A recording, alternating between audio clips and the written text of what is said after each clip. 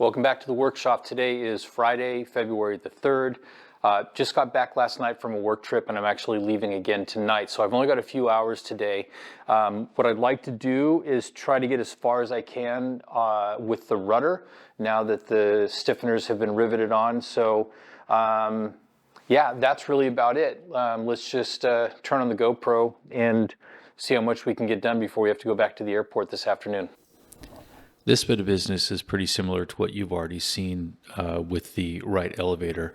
Bend it, and once I think that I've got it close, I'll throw it in a cradle and do a rough mock-up with the skeleton just to see if I'm happy with it. I'll take that all apart again and then start working on assembling the rudder horn, which is really what I want to talk about in this video because it's going to matter quite a bit in the next video. At the bottom of the rudder spar is a large assembly that you see me working on right there that's actually comprised of 10 pieces if you also include the spar. 3 of those pieces are ones you have to fabricate, and they all go together in a very specific manner. So on the left side, you see sort of an exploded view, and on the right side, you see what it would be like from 2 different angles all put together. There's a lot going on there. I have put it together and taken it apart a few times. What you saw me doing there was just match drilling. There are quite a few holes that you need to add to that thing. Anyways, that's the rudder horn. That's going to be important later. But for now, it's simple final size drilling, getting the whole assembly all ready to disassemble, and then do parts prep. So parts prep for me, obviously, it's, edge finishing, deburring, and whatnot. I do prime. I think I mentioned before, I live in what could be a corrosive environment. So the way that I do it, I'm just using simple rattle can self-etching primer.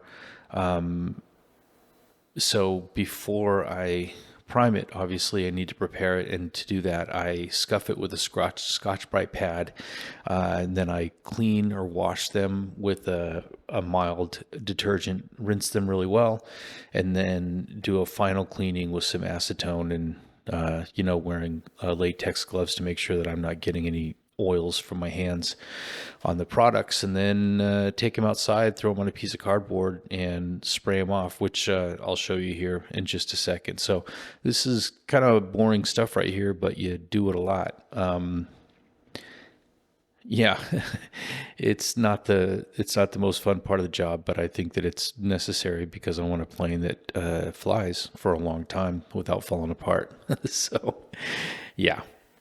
I got the all the parts final drilled, the skins final size drilled, all of that done for the rudder, and got everything scuffed and cleaned and edge finished and everything like that. So I think I've got enough time to get these things all primed, and while those are curing, then I'll go ahead and dimple the skins for the rudder, and when I get back on Sunday, everything should be ready to button up. So that's what we're going to do now.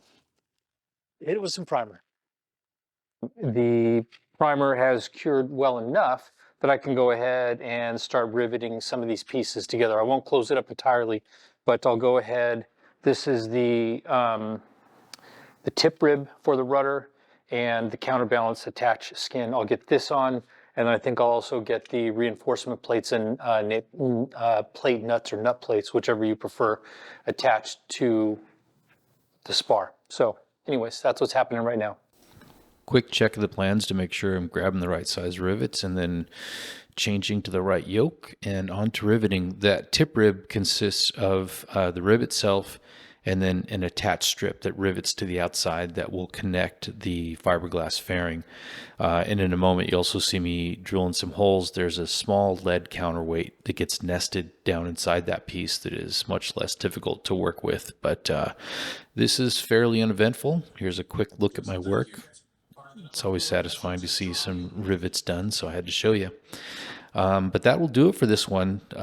Give me a like and subscribe if you're so inclined. Thanks for watching, and the next episode we'll see what that rudder horn was all about and why it was so important to understand how to put it together. So that'll be happening 2 days after this.